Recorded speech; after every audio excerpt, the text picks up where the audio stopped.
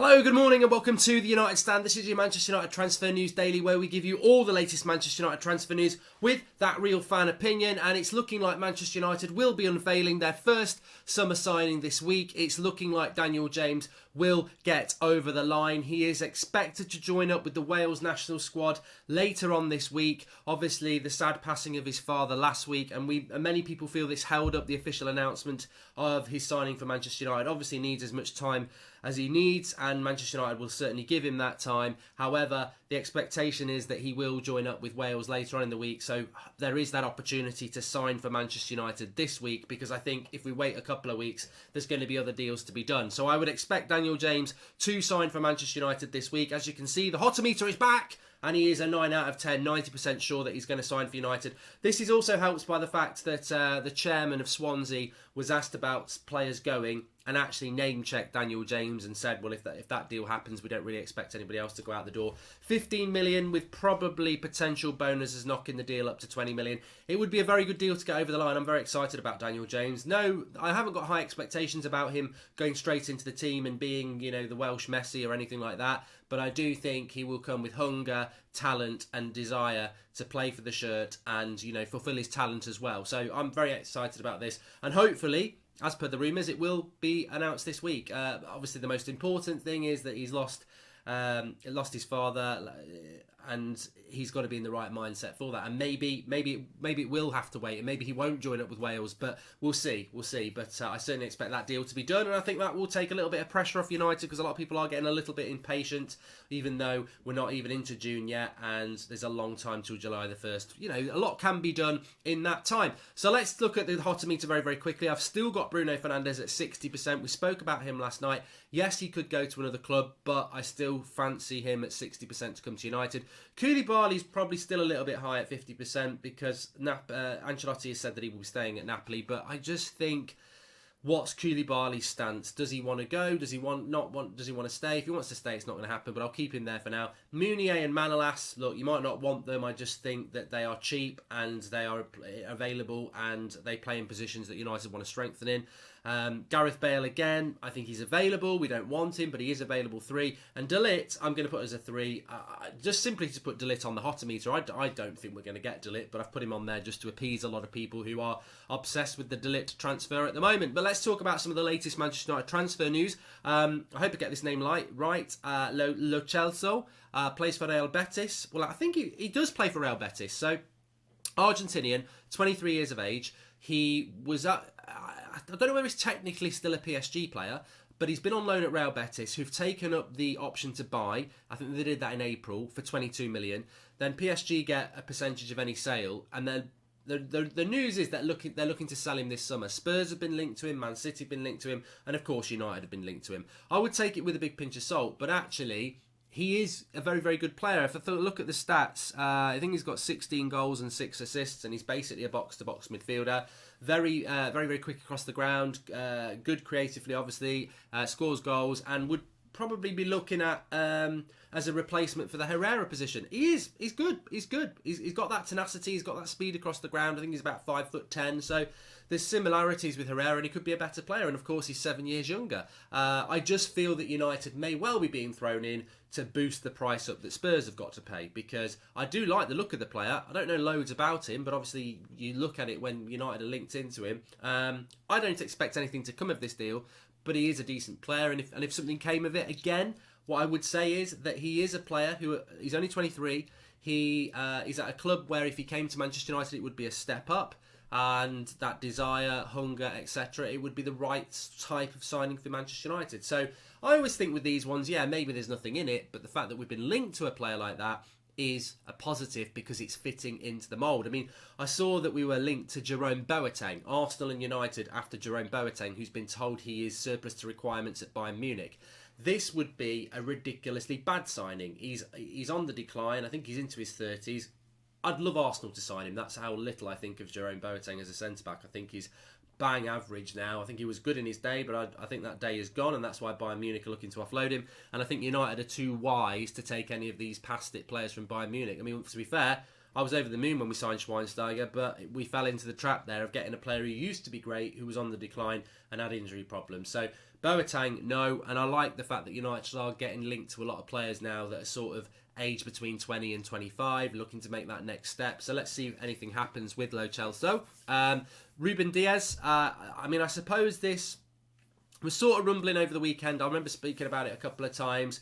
We have been linked to him in the past as well. 22 years of age, Benfica centre-back. Look, again, I suppose he's probably 2 or 3 years, well, he's 2 or 3 years older than Delot, isn't he? But he's got that similar sort of pedigree to Delot. Now, don't judge Delot's season at Manchester United. What I mean is there's a lot of big clubs interested in Diaz, as there was with Delot, Real Madrid, Juventus sniffing around, because he's got that star quality and he's got that potential to go on and be one of the world's best centre-backs. Now, Manchester United, if De Ligt goes to Barcelona, if Koulibaly stays at Napoli, United are in that situation of who do they go for. Now, the interesting thing with Diaz is that his release clause is currently around €60 million, but Benfica, as I said over the weekend, are trying to get him on a new contract according to Portuguese results, which they'll double his release clause up to around 100 million. So they're trying to get him to sign a new contract.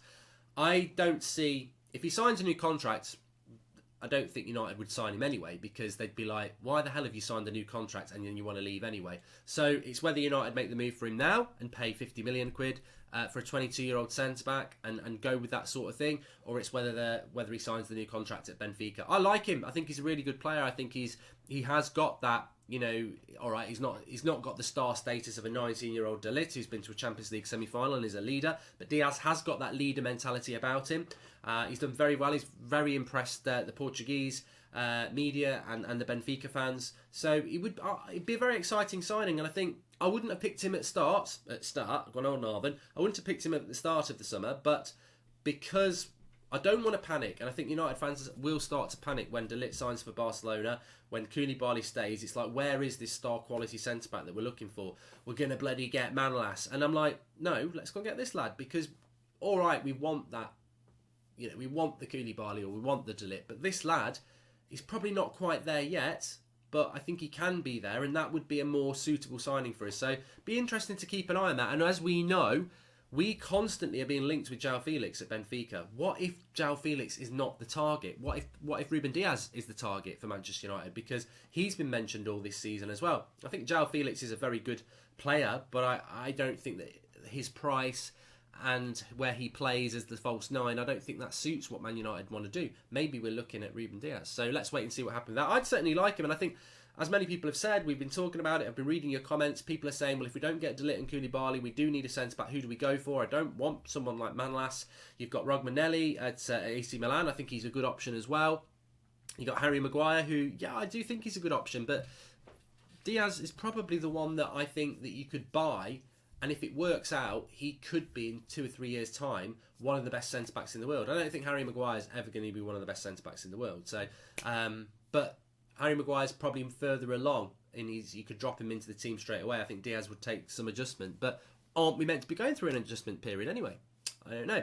And Cancelo's popped up his name again. It's Tutto Sport in Italy talking about Cancelo again, mentioning Manchester City and Manchester United with regards to Cancelo. He's an interesting one. He was literally 25 yesterday. He's a very, very good right back, and Manchester United do need a right back. And I would like Cancelo at Manchester United as our right back, and I'm sure many of you would. I mean, I'd like Prince William as our right back over Ashley Young. I would, but like Cancelo is a good right back. It just surprises me for two reasons. That one, Juventus see him as surplus to requirements. They haven't really played him much, which does surprise me.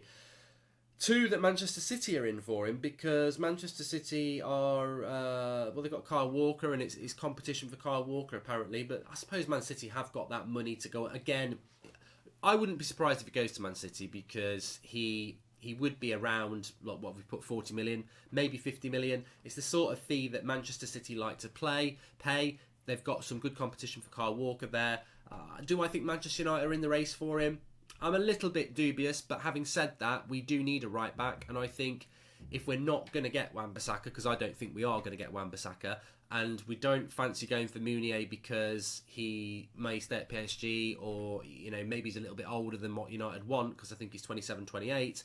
Maybe you go for Cancelo, who's basically only just 25. So look, it'd be a very good signing for Manchester United. If we got Cancelo at right back, I'd be very, very happy, because to be honest with you, anything's an improvement on what we've got with Ashley Young. But we'll have to wait and see. I don't understand why Juventus are wanting to move him on. He's only been there a year, and I'm not 100% sure he wants to leave himself. But he is a good right-back option. I think a lot of United fans at the moment have got their heart set on Wan-Bissaka. I'm trying to be much more laid back about the transfer window. I think that the way it's going is the De Ligt thing has become a little bit hysterical. And when he signs for Barcelona, if he signs for Barcelona, there's going to be a lot of disappointment. But as I said yesterday, we've got to realise who we are, where we are, and the massive mountain we've got to climb. And we won't get all the targets we want, but we've got to have good backup plans. And I think it's interesting about Cancelo. Another player that we've been offered, apparently, is James Rodriguez, who I'm a big fan of. Apparently he's been offered out to Arsenal, Manchester United and a few other teams. James Rodriguez, I've said this about him before. Bayern Munich, he's been on loan there with an option to buy. Apparently they don't want him. Real Madrid don't really want him back. That should be a big red flag to everybody about James Rodriguez, that Bayern Munich and Real Madrid don't want him, so why should we want him? But having said that, are Manchester United at the same level as Bayern Munich and Real Madrid at the moment? No, we're not. We're not. And we may, if we don't get Bruno Fernandes and he goes to Man City, who are you going for? Who's your backup plan as an attacking midfielder who's going to get you lots of goals and assists? James Rodriguez could be available very, very cheaply, and he would be a risk. But if he came in, I mean, the great thing about James Rodriguez, if his head's switched on, he's used. He's not a fancy Dan. He has got those skills, but he's used to, like, taking a tackle and stuff like that. I mean, he's Colombian, for God's sake. He is used to it. And if you get the best James Rodriguez, you get a very, very, very good player.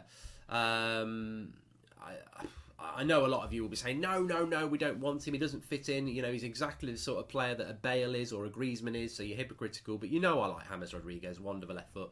I don't think we're in for him, though. His agent is George Mendes, and I just don't think we seem to do anything with George Mendes. And if he gets James Rodriguez, he can bring Ruben Neves with him as well. But look, it's interesting. I think the next few weeks, I certainly think that we are now... There's going to be two windows, really.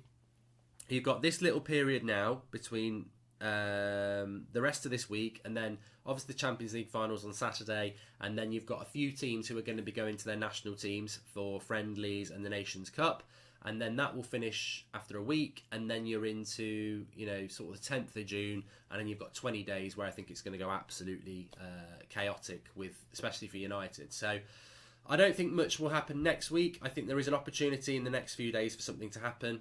And then in 2 weeks' time, when everyone's done their international games, I think it's going to go busy then. Because remember, I think we've always wanted United to get deals done by the 1st of July. Mourinho wanted it, but it never really seemed to materialise. It will this time. We will. I don't see United doing loads of business in July. I think we'll do loads of business in June. So it's gonna be a very interesting time for Manchester United, and I hope that is. But I do think the Daniel James deal will be coming in very thick and fast. Link in the video description for Football Index. If you haven't played this, you've got to be over 18, and please do gamble responsibly. It's the football stock market where you can buy shares in real life players, and you can increase your portfolio amount by those players going up. If you look at the top 200 players at the moment, people like Yuri Tillemans, and who else have we got? De Ligt's in there, and Leon Bailey's in there, and Marquinhos. Basically, prices will go up based on performance on the pitch, but predominantly news-worthy players. And at the moment, as you can see, with someone like Yuri Tillemans, he's obviously going to be moving in the next couple of months, and his price has gone from under £1 to nearly £2 in the last 3 months. So what I would say with this, if you're going to do it, go in with about 20 quid minimum, so that you can get enough shares in players that when their price does fluctuate, the profit's there. But effectively, you want to be getting players over the summer that are looking to move clubs, like, you know, your João Felix. Brandt's already moved, so you're probably a little bit late on him. Chiesa, Icardi, yeah, anybody that's looking like they're going to move, that's the sort of portfolio.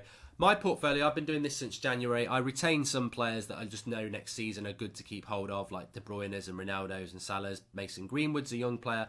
Martial, Rashford. I've got a few United ones, but if you look down the bottom, Koulibaly, Bergwijn, Gomez, Icardi, and Dembele, Bruno Fernandes. I need to buy a few more players that are going to be moving this summer, and I probably should get rid of Koulibaly because he may not stay. But the link is in the video. The link is in the video description for that. Football Index. Give it a go. Smash a like on the video. Get your comments in below. Let's hopefully get this United first deal of the week done. and we can all move on. Thanks everyone for watching. I'll speak to you all later.